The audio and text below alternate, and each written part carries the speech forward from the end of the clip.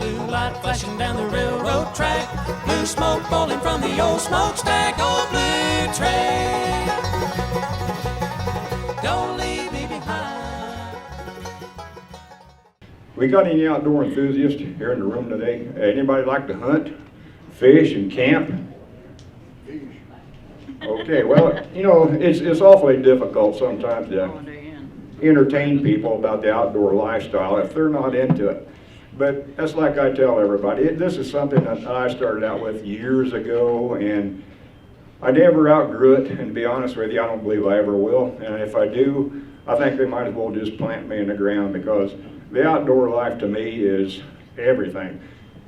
They say, don't you ever get tired of it? I fish between 90 and 100 bass tournaments a season.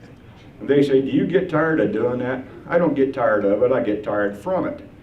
And my wife, what's her name? You know, they said, do you ever have any trouble getting out of the house, especially during hunting season? If we've got any hunters, I'll tell you, I guarantee you a way to get out of the house. When you go in and shave, instead of using that real good smelly stuff that makes you be like Burt Reynolds, get a bottle of skunk screen. Put that on your face and then snuggle with your wife on the couch. I guarantee you, you're going to get out of the house. Now, you may not be on your feet when you get out of the house, but you're out. Once you're out the door, it's up to you to do whatever you want to do. And a lot of people say you can't be married very long. My wife and I celebrated our 48th anniversary on May the 28th. And they call Clark Kent Superman. I mean, I know some of you people here have been married a lot longer than that, but I give my wife a hard time, but I wouldn't trade her in, because this wife lets me hunt and fish, and I've got some brothers that cannot do that, and I'm a non-violent man, but if my wife told me no, you would probably be reading my name in the paper. But I think I've probably got one of the best jobs around, being the outdoor columnist for the Kokomo Perspective. I mean, I've hunted and fished my entire life. How did I get started? My parents had a cottage on the river. I was only maybe 4 years old, and a lot of my youth, I was running along the riverbank. I'm sure a number of you will remember the old Campbell soup cans. Well, I had a Campbell soup can of worms in one hand and a fishing pole in the other, and if I could find a rock or a stump, I would sit down there and I'd fish. And I remember some of the old black and white photographs. Normally when I'm speaking to people and I mention a black and white photograph, they look at me like, what? But that was back before our modern technology of the day.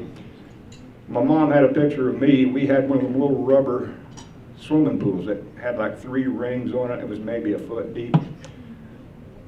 I never did use that to swim in or wade in. I put fish in it. We had a creek around the back of the house. My dad would put fish in that, and she had pictures of me sitting out there on the ground with a fishing pole trying to catch those fish. She never had to wonder where I was. She could always look out there, and I was always there, daylight till dark. And if anybody would have told me back in those days that today I would own one of these high-performance bass boats, and I would be getting up at 1 o'clock every morning and driving 3 hours to the lake. It's a dirty job, but somebody has to do it. People say, you've got to get tired of that. No, I don't. And if I ever did, I probably wouldn't feel this thumping in my chest right now, because it means so much to me. But fishing can be very rewarding. It can be very, well, I don't want to say it, aggravating. Because basically what a guy said once about a fisherman, it's a jerk on one end of the pole, waiting for a jerk on the other end of the pole. Fishing to me is all about it. I enjoy working with kids. As Harold mentioned earlier, I've been involved with this Jim Moose Gardens Kids Fishing Clinic here in Kokomo for 30 years. My good friend John Martino, he's the program director. I'm kind of a program co-director of it, but it's so rewarding over the years. I've been a classroom instructor for, well, 30 years, and a boat captain for most of that too. Is when I'm up there and I'm addressing a room of kids and I look over and at their parents, and the parents has also been through that same program over that 30 years. Now they're coming back bringing their kids. Then you get to thinking, boy, that kid's getting old, you know, but it beats the alternative, doesn't it? But my deal with the Kokomo Perspective, I'm so thankful. I mean, everybody told me once I left Chrysler, we knew you would get a job like this. I work a lot of boat shows and hunting and fishing expos. I travel all around the United States. I get to see a lot of things that I can't afford now. And I always tell my wife, I don't really need nothing this year, but yet I come home with 2 Penske trucks falling behind my pickup truck, you know, to haul everything back. But what I really enjoy about it is meeting people, just like getting invitations to come out here. And Harold said he's been through one of my presentations in the past, and I always thought he was smarter than that, but he invited me to come again. But after I read the last name is Fields, I know he's got to be a pretty intelligent guy. I don't really know if we're any relation, but somewhere along the line, I guess we might be. But in the eyes of God, we're all brothers and sisters. Is that not right? That's right. And you know, when people tell me, hey, I went fishing with Bud Fields, and we didn't do any good. That happens. There's no guarantees to fishing. I mean, everybody knows that. I could take everybody in this room out this afternoon. Maybe we would catch 150 to 200 fish. We may go back tomorrow and not even get a hungry carp to bite. And if you can't catch a carp or a catfish, you know, they say it's tough fishing. But there's a lot of things that can affect that. I mean, the water temperature, for instance. If a cold front comes through, that drastically, you know, makes fishing tough.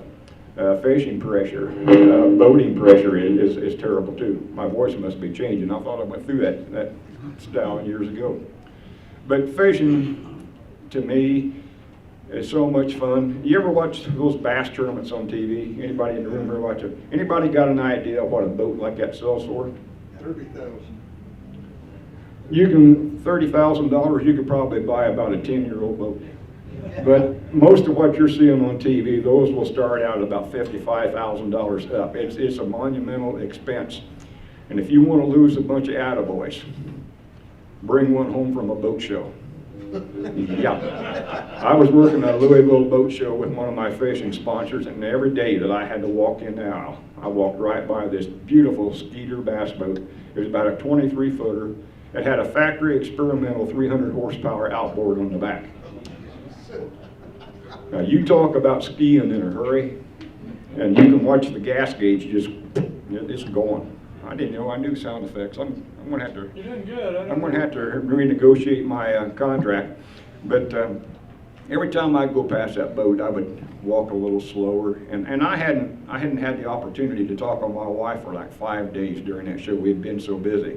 Well, the one day we got in there and we set the booth up, and I thought, I gotta go back and look at that boat. So I moseyed up that aisle, and I'm looking this boat over, and I'm about to salivate. You know, I thought maybe I need a bib to look at that boat. That thing looked like a carpeted football field. I mean, I've got an 18-foot boat with a 150, which is a nice boat. But after looking at that, I found all kind of things wrong with mine that I needed to trade. Well, as I mentioned earlier, I hadn't talked to my wife for a few days. And all of a sudden, as I'm concentrating on this boat, this heavenly voice said, "You would look perfect fishing in that boat." And I turned around, and you ever heard that adage, sex sells?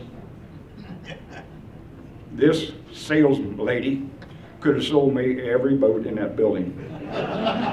Yeah. And I thought, she says, "Get up in that boat, sit there." I sat there and I felt like a little kid sitting on a battleship. I mean, this thing was 15 times bigger than my boat. I thought, wow. Why did I ever buy that boat? Why didn't I wait to buy this one? That lady said, if you bought that boat this week, we've got a show special. You can save $8,000 on that. Now, I was still going to have to come up with over $60,000. And at the time, I didn't think Dean would pay me a little bit more for my articles at the Perspective. And I thought, how many years have I got to write articles now to pay for this? And it would be probably somewhere within the next 700 years. I could probably afford to take that boat out of the driveway. But this lady's showing me that, and this lady is beautiful. Wearing one of them real long skirts that hit her right about here. You know what I mean? Of course, we're older now, guys. You know what? But all of a sudden, my cell phone rings. It was my wife. How did she know? I said, I'm looking at a boat. I said, this fat, bald-headed guy is trying to sell me this boat. This is not going to happen. It's not going to happen. And the wife said, tell the lady you've already got a boat and that you're down there selling fishing tackle. And when I got back, I went to AT&T with my cell phone, and I told them something's up with this phone. How did my wife know? But anyway, the boat was still there. And I've still got the same 18-foot boat that I is going to be with me till I die, and if I keep that up, that might be sooner than what I think. But camping's another thing I enjoy doing. Some of the best times that we had as a family, and I'm old school folks, and I'm not ashamed to admit it. I still believe the old adage, the family that plays together stays together. We had 2 children, a son and a daughter, that we brought up camping and fishing, and we never forced it on them. We made it available to them. My wife asked me, she said, being the outdoors enthusiast nut that you are, what are you going to do if our kids are not outdoors related? That was going to be up to them. I wanted them to do it because they enjoyed it, not just to please me. But now my kids have grown up. They're about my age now. They've got their own families, and I'm proud to say that we've got 6 grandchildren. We've got 2 great grandkids. Every one of my grandkids, before they left the nursery, they had a fishing pole. When we found out whether we had a grandson or a granddaughter, I boogied down and I either got them a pink or a blue fishing pole. And I presented it to them the same way with the great grandkids. And the Riley affiliation you guys got, you have my admiration on that. We had a great granddaughter was born with a heart defect, and they repaired her, and she was only 4 months old when she had the surgery, and today you would never know a thing was wrong with her. And every time we've going anywhere and there's been a Riley bucket there or something, you bet we're going to put it in there because it did affect our life and everything. But we was talking about everything that I do with the Kokomo Perspective. A lot of my success I do owe to the Kokomo Perspective because, like I say, I get to meet a lot of people like you. I've been with the Bonavista organization a number of times a year, the Kinsey Youth Center, not only in Howard County, but some of the other counties around. I live in Cass County, and every time somebody contacts me, it's always an honor to come in there and talk with them. And I know, yes, I do a lot of deer hunting. A lot of people are not too up on deer hunting, but it's not for everybody. But neither, again, is bowling, tennis, but I respect that individual's right to do what they enjoy to do with their life, and I kind of hope to get that same respect. But I have people approach me in the mall. Aren't you the guy that writes the articles? I said, yes, I am. Well, it's very flattering when somebody says, you know, I tried what you had mentioned in your article. Maybe they got their first fish, or maybe their kid got a first fish, or maybe they took their first deer, you know. But it was very rewarding. But I also kind of get less than cordial comments from some people. You know, I don't know how you can do this or how you can do that. Well, that's just part of it. You've got to be thick-skinned. But it's so much fun when you do hear that you've helped somebody out. But through the years, if I had it to do all over again, ladies and gentlemen, to be perfectly honest with you, I would not change a thing. Does anybody have any questions as far as like anything to do with camping and fishing and stuff? It's so much fun. Gets you out of doing the dishes a lot too. Yes, sir. How many percentage-wise, how many fish do you keep that's legal? Well, for instance, when we're fishing a bass tournament, everything is catch and release. Okay. When we catch, we're allowed to catch 5 bass, for instance. We take them in, they have to be a certain length, 14 inches in the state of Indiana. You're allowed to keep 5 to turn in. What you do, you try to keep the 5 largest. Well, then you take them in, they record it, they weigh it, they take it right back and release it into the water. And you're penalized if it's a dead fish. I mean, we've got aerated live wells, we've got sedatives that we can add to the water to make them relax. And it's not so much that we're out there to really hurt the fishing, because we want to release the fish. And I mentioned that on camera. I've had guys that call me, last segment you caught a nice bass and you released it. Why did you do that? Well, maybe tomorrow maybe this young man over here to my right, he might go out there and catch that fish and he'll have that same enjoyment that I did. But pan fishing, I love to eat fish. I just don't eat very many bass. But it's good. The bass are good, but I'll catch them. I'll take a picture of them. I try to make them famous on my program, then I release it. But other than that, crappie, bluegill, perch, walleye, it's hard to beat for short lunch. Yeah, any other questions, lady? How we doing on time? We're doing good, yeah. Yes, sir. I just got a comment. For Father's Day present, two of my kids took me fishing. It was a cinema Saturday. Yeah.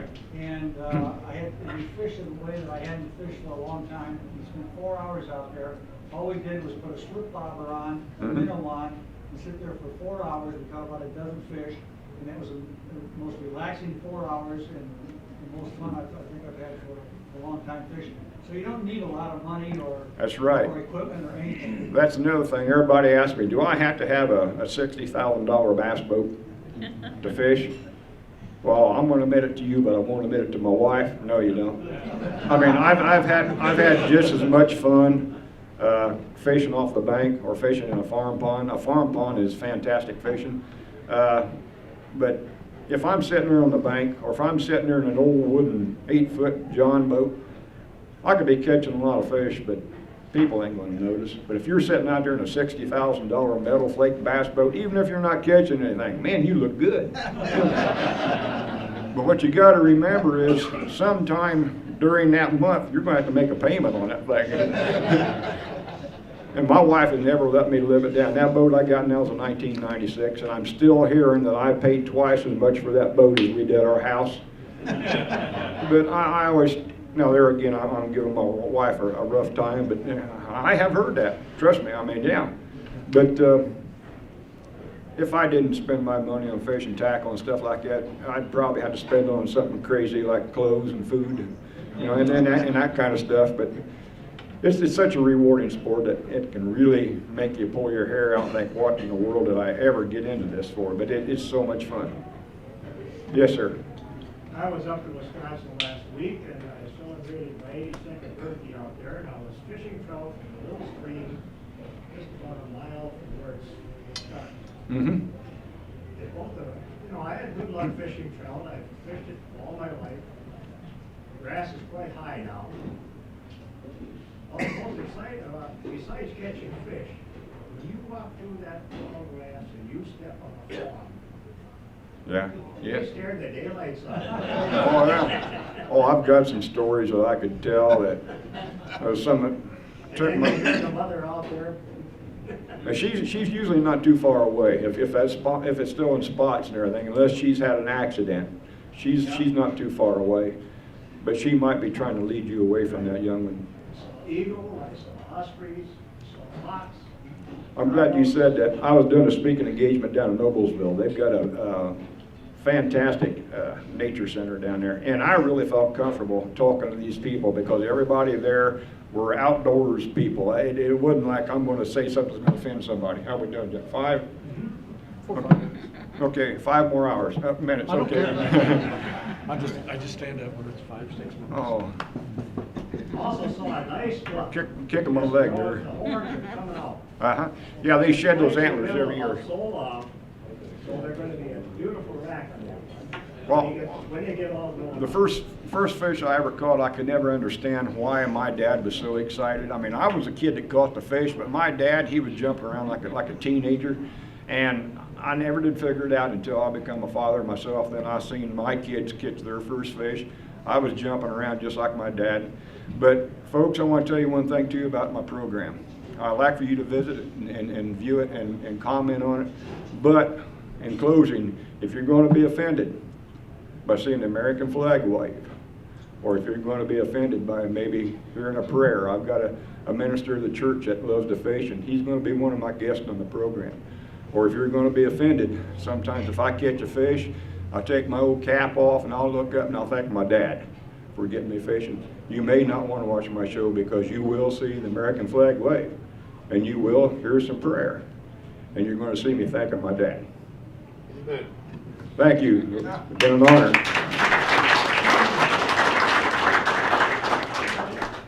Flashing down the railroad track, blue smoke rolling from the old smokestack, old blue train. Don't leave me behind.